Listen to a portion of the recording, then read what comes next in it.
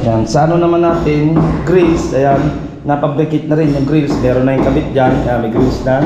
At may grills na rin tong isa. Yan o, nakabitan na ng insulation. Kahit pa paano, mabawas-bawas yung kanyang ingay.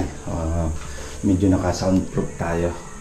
Itong room para sa girl, anak nila ma'am na babae. Then itong isang room naman para sa boy, kulay asul naman to. Ito, asul naman kulay niyan. Para sa ito medyo gray lang naman itong labas. Light gray hanggang baba. Example muna natin yung kulay kung magugustuhan ng gray. Dito sa ano naman yan. Yan. May cube na tayo, yung masigla na lang cube natin.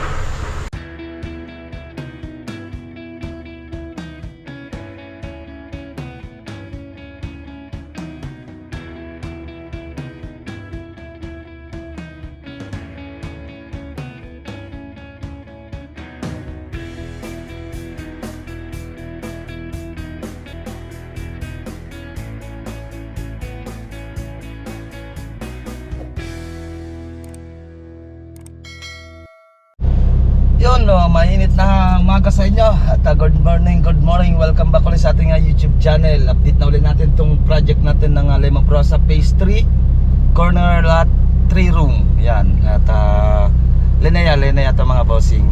Then, pagbuo ng grills at tapos na yung 3 room natin, pinipinturahan na. Yan, samahan nyo ako at check na natin itong interior. Let's go. Yan nakabitan na ng insulation. Kahit pa paano, mabawas-bawas yung kanyang ingay. Medyo naka-soundproof tayo. Ito lang naman sa master bedroom. Hindi na natin pinabili yung client ng pang soundproof. Ito kahit pa paano, at bawas-bawas yung kanyang ingay. Okay. Sa master bedroom lang naman yan. And then itong kabila, meron dito, lalagyan din ito nila. Pag may apakan na dito sa baba, lagyan na natin yan. Okay.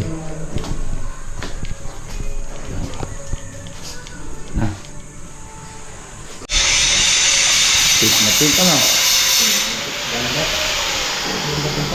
Ito ay room ng anak nila sir na babae. First coat lang muna natin sa kanas. Final na coat para papilis na tayo.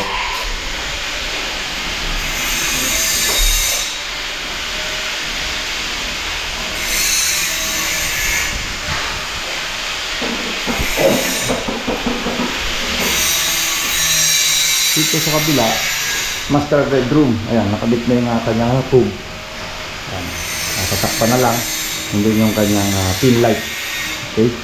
And then, ito yung may insulation na ilagay natin para bawas-bawas yung ingay.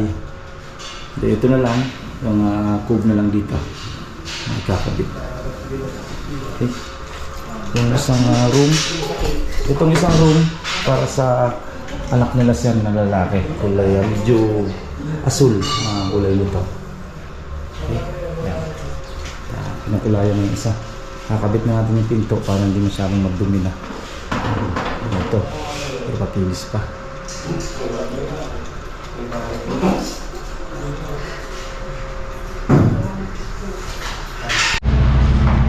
Yan mga boss, at update na ulit natin itong corner lot natin na 3 room at ng block 27. Yan, nagka-frame na sila dito. May abang na tayo.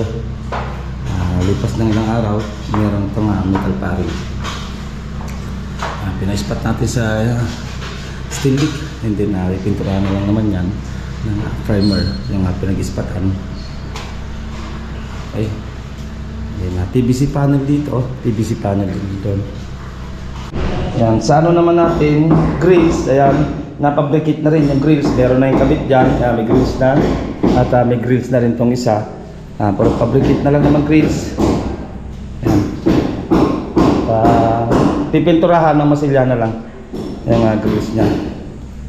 Okay, so ito, Madali lang yung talis nito. Huli lang natin itong talis para kapag prepare tayo dito. Wala na magkaalit na tayo. PVC panel pa. Pilis mo natin ng pintura. Mayroon ka pang ana? Welding rod lang ba kulang ma? Kunin mo na isang box doon. Pubutin mo yung ano sa bangkuan ko. Bukas yung nagagas sa akin. Yan, yung grills. Yan ang grills. Masilyahan na lang naman yan. Ang pulit ang proseso yan. Pagagawa natin ng grills niyan. Okay. Ang grills. Check natin sa second floor.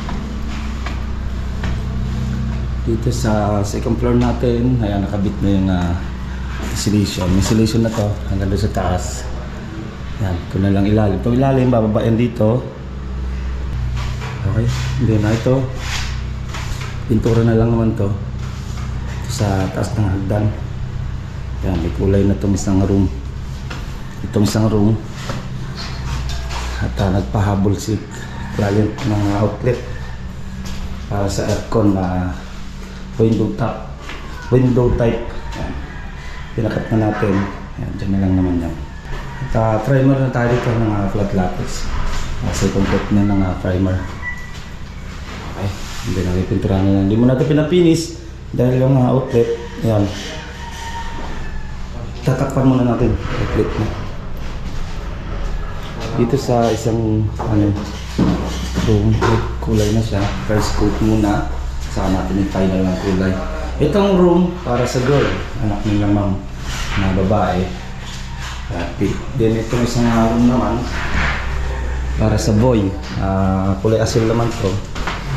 Ito asul naman kulay niyan para sa ito medyo gray lang naman itong labas, light gray hanggang baba. Example muna natin yung kulay kung magugustuhan ng room. Dito sa ano naman niya, yan, may cube na tayo, may masigla na lang cube dito. Cube na lang naman yan. Okay na yung cube natin sa master bedroom. Ang kulay nito ay totally white, kulay na katulad.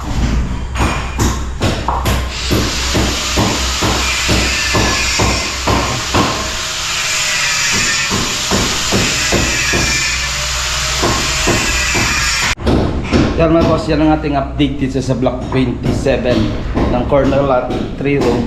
Halos patapos na, kinukulayan na lang yung 3 room natin. Hindi, dito na sila.